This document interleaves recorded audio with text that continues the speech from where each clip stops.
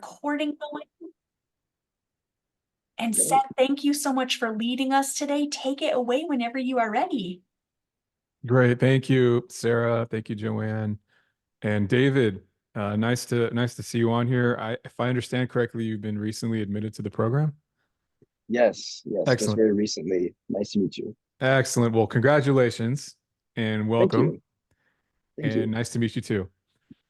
Feel free to if it would be helpful for you to take yourself off video, if that would allow you to consume this easier. That's totally fine for us, totally fine for me.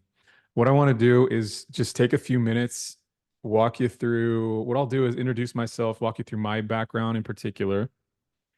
Then, actually, I should ask, how's my audio coming in? Real good. It sounds great. Fine. Yeah. Okay. My background, what I teach, and then focus on one of the courses that I teach and how it marries with the rest of the program, rest of the curriculum. And then my lab, and the same, how my lab marries with the rest of the program, what we're trying to do in my lab. So, oh, we have another person. 1 second.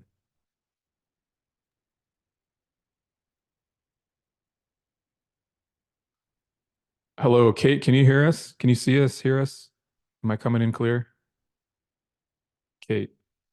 She's still connecting. Okay.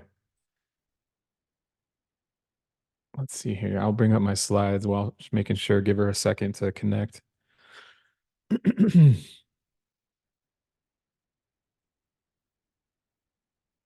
Okay.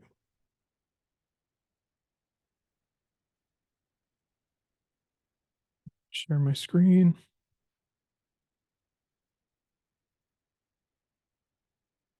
Okay, can you all see that? Yes. Yeah. Okay. Okay, great. All right. So actually, what would be best? Would it be, you tell me, this view or this view? A or B? Let's stick with this one, and then that way anybody who is joining in the webinar recording to review that after will be able to see that slideshow version. Perfect. Okay. So give me a second to introduce myself. So Dr. Martinez, Seth Martinez. I'm this is actually an old slide, but I like to introduce myself by starting off with I'm Californian. And born and raised from the Bay Area. So for me, this photo is particularly relevant and salient. Spent many weekends either visiting the city in San Francisco or not too far along the peninsula. So that's where I'm from. As far as professional background is concerned, here are my most recent career highlights before joining OPWL as a professor. I was a senior learning strategist at Facebook. At the time, it was Facebook. This was before the name change. This was right smack at the beginning of the pandemic. And I was there for a year. Before that, I was at Adobe, where I managed a machine learning training program for all of the technical community. So that would be software engineers, data scientists, and computer scientists. I managed that for ML program for 3 years. And before that, I was an LXD, a learning experience designer at the Stanford Graduate School of Business, where I co-designed and collaborated with faculty, consulted with faculty to co-design MBA courses and executive ed courses. So those were the 5 years preceding becoming a professor. Before that, I was a doctoral student at Indiana University. Now, the name of my lab is the Learning Strategy Lab, which is an homage to my time as a senior strategist at Facebook. And what is this lab all about? Well, a few things. Namely, we focus on understanding how to develop expertise, workplace expertise. But to understand that, you have to understand expertise in general. So the lab is largely there. A lot of the activities that we do in my lab are incorporate reading, and familiarizing with literature in some way, shape, or form. And off that stem, we have three projects that's going to be down to two very soon. And the first is this upper left, the learning science slash cognitive psych slash neuroscience umbrella. So that's one project. All of that was one project where we've scoured the earth for anything. Actually, I'll unpack this in a minute. That's project one. Project two is leader development, where a lot of our time the last few years have been focused on servant leadership. Published an article last year, and we're finishing up one right now. And learning technology, finishing up an article right now. So I'm probably going to close the lab in the summer so that I can finish up things that are currently active. And then, so leading up to this fall, this is likely what it'll entail, the lab. So the learning science cognition umbrella, the last 3 years has actually informed the writing so 2.5 years worth of work has informed the writing of a textbook for a course titled OPWL 535 Principles of Learning. And we had gathered so many notes from the past few years, and those notes, some 100 and something pages, have led directly to the new textbook for the course. And that textbook was completed and used last semester. It's been revised for this semester. I'm essentially in a constant state of revision until I reach agreement with the publisher. I'm gonna never not be revising. So that's where this project is right now. Right now we're focusing on learning from mistakes and all that entails: mistakes, errors, even failure. What that means. So that's where that stands right now. Next project is on servant leader develop. Again, we're finishing up that, and as we're finishing up this current paper that we're working on, we've started in the last 6 months. I'd say we're in the middle comfortably. We are in the middle of a leader development. What is optimal leader development? That question is where we currently stand. And in fact, let me go to, there we go. And what we're trying to do is marry three distinct fields, three distinct literature bases for an optimal leader development heuristic. And that is expertise, which is borrowing from the field of psychology. Expertise, developing expertise from psychology. Cognition slash neuroscience. So that's from those fields: cognitive psych, neuroscience. What's happening with memory and retention, recall, etc. And then the leadership stream of literature, which is largely from the field of human resource development and management or business literature. So those are three distinct streams. We've spent the last 6 months marrying them. At this point, we feel comfortable enough to move to a lit review, which that project is mid-operation table. And we've developed a heuristic of optimal leader development that relies on all three of these literatures. I presented that a few weeks ago at a conference in DC at AHRD. It received positive feedback that I've taken back to the team, and again, it's mid-operation table. But one of the cool things about that experience was a publisher, Routledge, who was not able to attend but saw the title and the abstract in the agenda for the conference. They sent me an email and said, the title of this presentation, which is essentially what you see here, I think the title was literally Optimal Leader Development, the intersection of expertise, cognition, and leadership, was the title. And they said, we're trying to fill a niche here that your title would like it would fill. Would you have any interest in converting this into book format?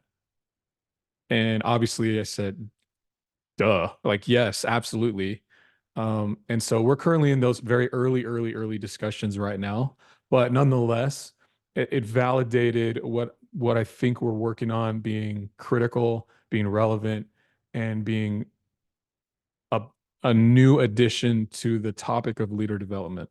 So we're not trying to reinvent any wheels here. What we're trying to do is maximize what we know about wheels for an optimal wheel to use. Optimal leader development. That's what we're trying to do and trying to set forth. So that's this third one. Of the three, that's the one that's the newest, which is why I listed it third. That's the one that's the most on the operating table. So let me pause there. So that's my lab. Now, let me stop sharing so I can actually see. There we go. So that's my lab. As you could see, one of those projects was from the very beginning, the cognition, neuroscience, etc., informed my writing of the 535 textbook, Principles of Learning. That also hoping, knock on wood, to reach a deal with a publisher. But right now we're actively using that book in the class, in the 535 class. Hot off the press. Like I said, we're revising that. I'm revising that as I go with the help of my lab, with the help of my research assistants. And what I've done is it's essentially taken everything that I knew from my professional life and professional experience and said, what are the things that actually helped do the job? What are the things that actually inform practice? What are the principles of learning that actually move the needle? And then work backwards. And so what we've done, let me bring up another slide. Oh, I see there's a chat. Hope I'm not. Okay. What I've done is, one second. I have a few different decks going on here. Okay, let me share again.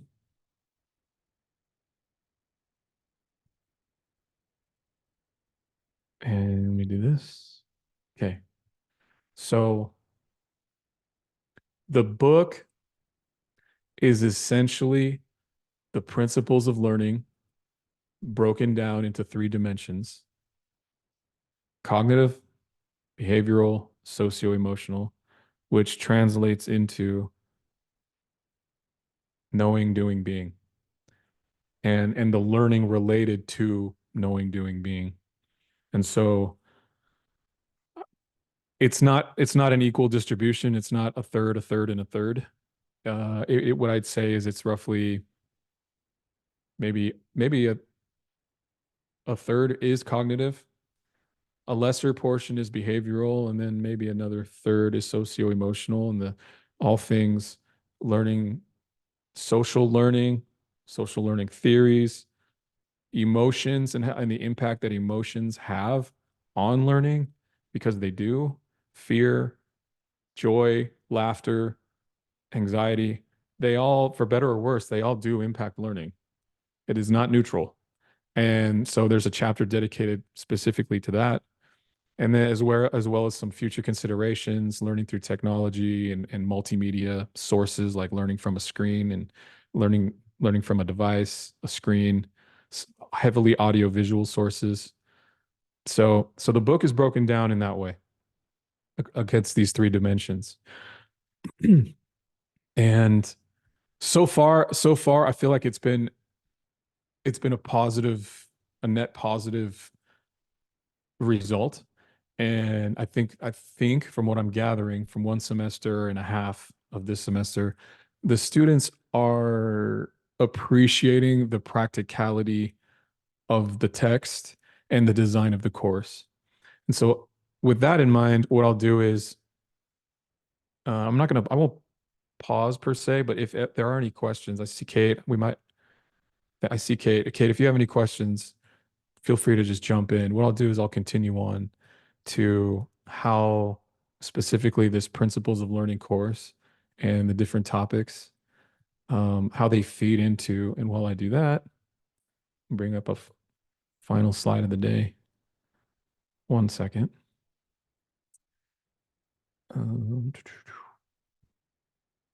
Okay.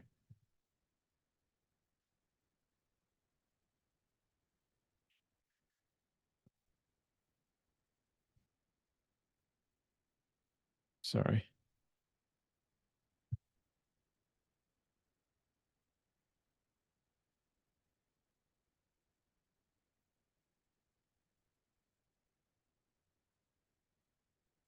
One second. Maybe now is a good time for questions. Are there any questions while I sort through the different decks that I wanted to, different screens that I wanted to share with you? Are there any questions? One question I have is what prerequisites do a student need to have the opportunity to work on the lab? That's a great question, Joanne. As far as prerequisites, there are none. For my lab, I can't speak to the others in the program, but for my lab, I'm very much I take an all hands on deck approach. And if someone has desire, that is enough for me. If someone has desire, given the projects that I'm working on, if someone has a desire to join the effort, awesome. They can gladly join. Obviously, some direct, specific conversations are needed, and some tactical, because there's meetings that we have and etc. Things that we're trying to accomplish. But assuming that a person has interest in all of the above, zero prereqs for me. Interest and desire, and I will take that and run with it every day of the week. Yeah, that's pretty exciting because the work that they get to do is big. It's a big contribution. So It is. So we have a few published authors in my lab, and knock on wood, some of these projects that are coming through the pipeline, a handful more, hopefully will be accepted, and we'll have more published authors in our midst. That's the goal. That's my goal, is we work together on a project. I coach, I guide, we chip away, and we get to the point where we feel great about what we've done, whether it's reading, whether it's researching original questions, whether it's writing, all of the above. At any point, I welcome help from students to join my lab at any stage of that. And then if it gets accepted, then the students become published authors. So that's my goal. I view lab participation as a developmental exercise, with my job being to be the role of coach, guide, mentor, etc. So, yeah, that's really great. That's really great. Thanks. Thank you. You bet. Great question. And I have found what I was looking for. So let me share my screen again. And this is the table of contents to the book right here. So the quick breakdown is we have 3 chapters that I refer to as context setting. They're setting the stage to discuss principles of learning in detail. The first chapter is, these chapters map to weeks of the course, more or less. Obviously, there's like a spring break in there or a Thanksgiving break in there. Some gap weeks to allow students to work on major assignments. But in essence, this maps one-to-one to the material and content of the course. So you can consider these book chapters also the focus of the different weeks in the same order.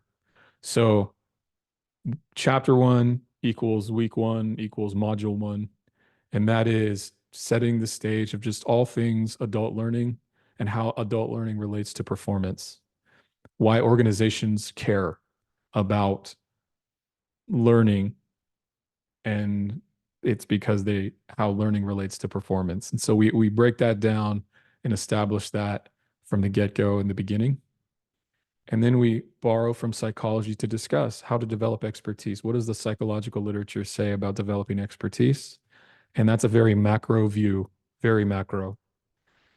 And then thirdly, some more context setting where we discuss the issues related to neurodiversity and culture and ethics.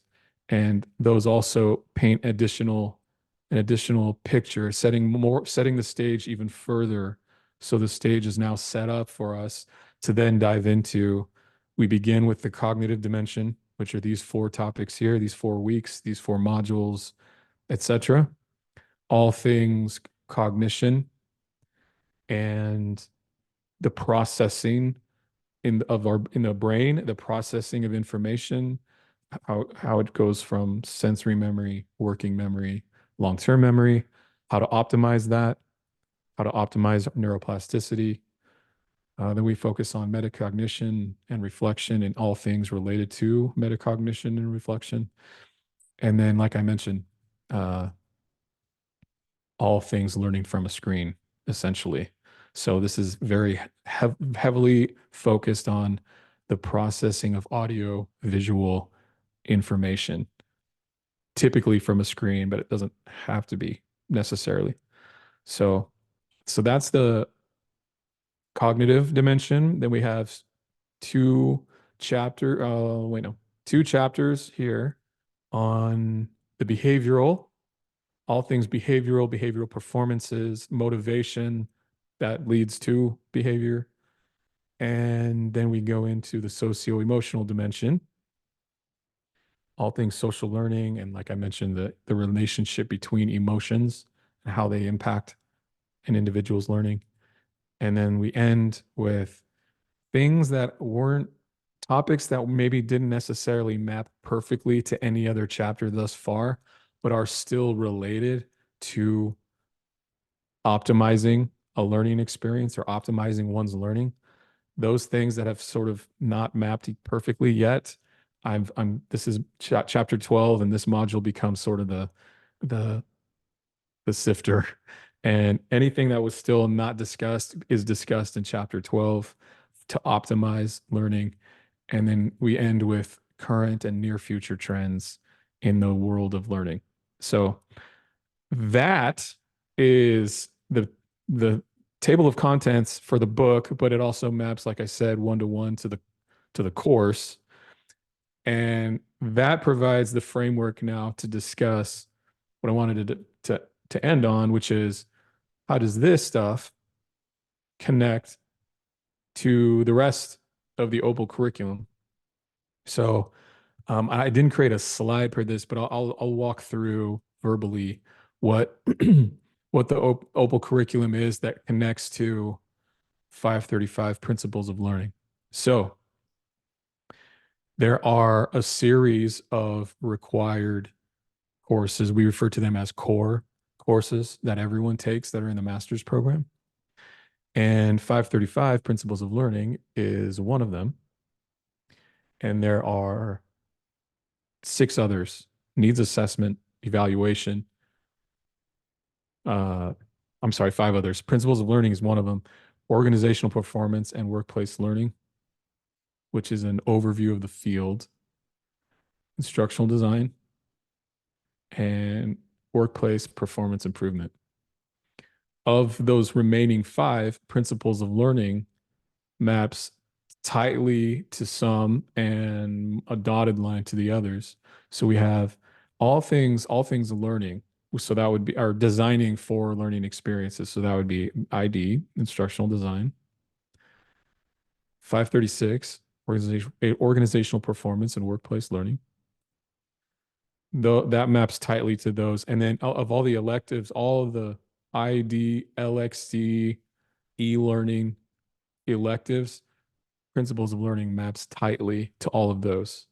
And the idea is that you can leverage the principles of learning that you learn in my class, 535, and use that as a springboard and leverage it for those other courses.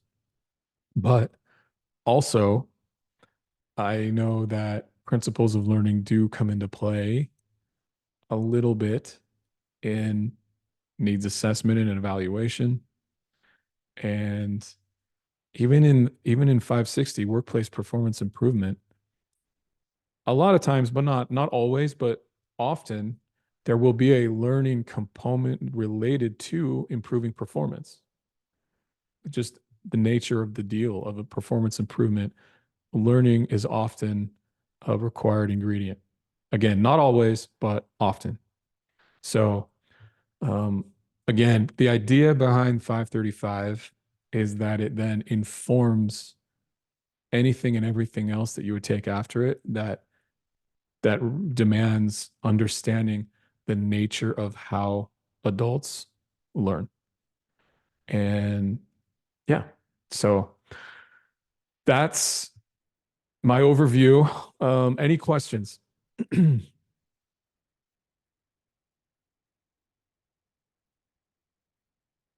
Did we lose? David thought he David. might have issues with his connection, so Okay. he knew he might be bumped out.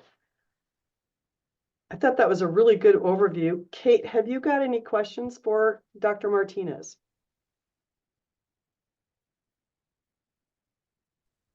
I don't. Hi, Kate. Hi. Yeah, thank you for this overview. You're welcome.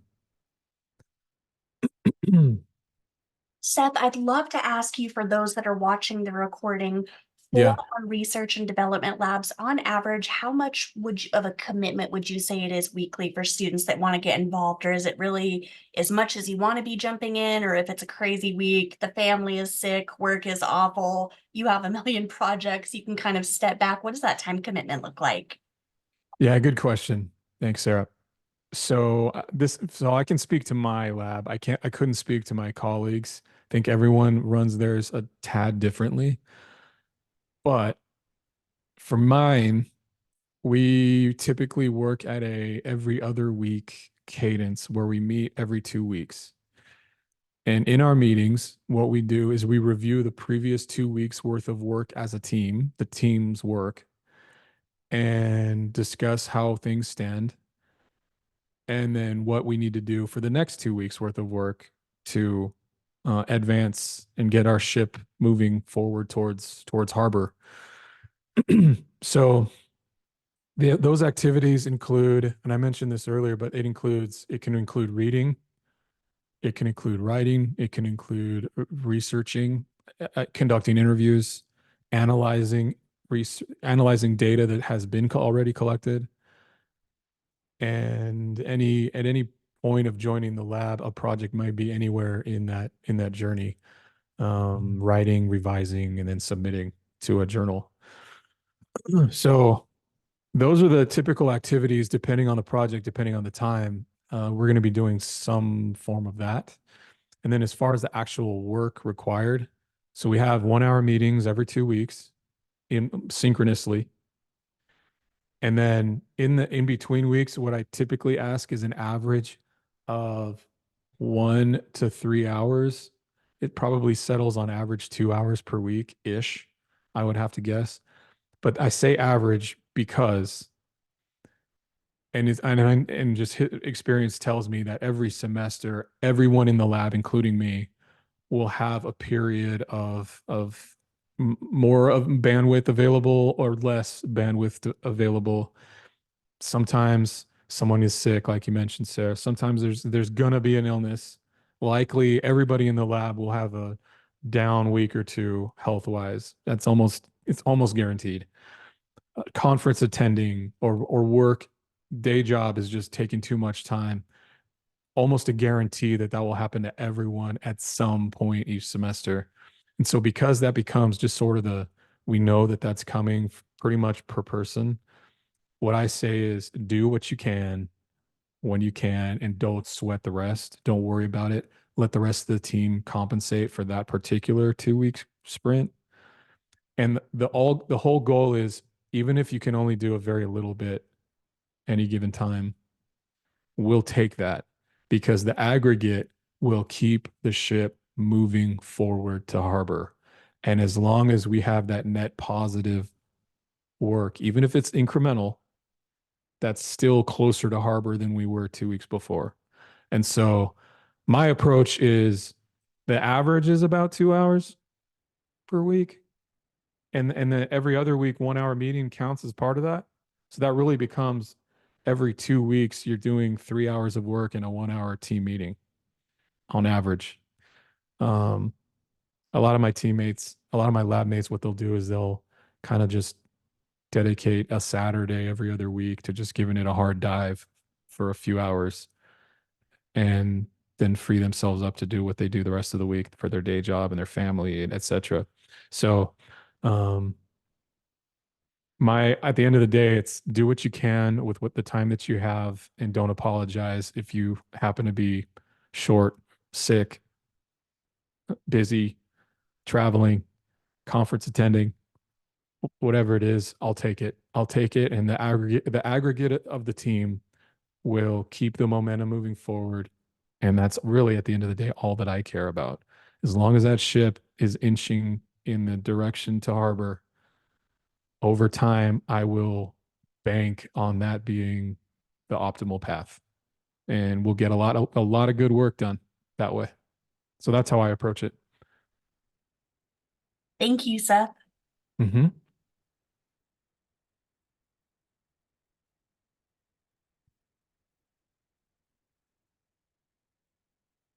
Oh, Joanne, you're muted. Sorry, I think we've covered it. So Sarah, I think we're okay to wrap it up unless you have any other questions that you think would be of value for the recorded webinar. This was perfect. Thank you so much. And Seth, the breakdown on, what minimum time to max time, what the fluctuation can look like with, life happens and it happens when you least anticipate it or want it to be happening. So I think that's super great for our students who are watching this recording to know. And Kate, thank you so much for joining us today. If any questions do pop up in the future, if you have that light bulb moment of, oh shoot, I should have asked this, please, please, please don't hesitate to reach out to us. And Seth, thank you so much for leading today. This was great content. And I know this is going to be a wonderful addition to the webinar offerings to do that deep dive into your lab. You bet. You bet. Thank you. Thank you, Sarah. Thank you, Joanne. And thank you, Kate, for joining. Thanks all. And I'm going to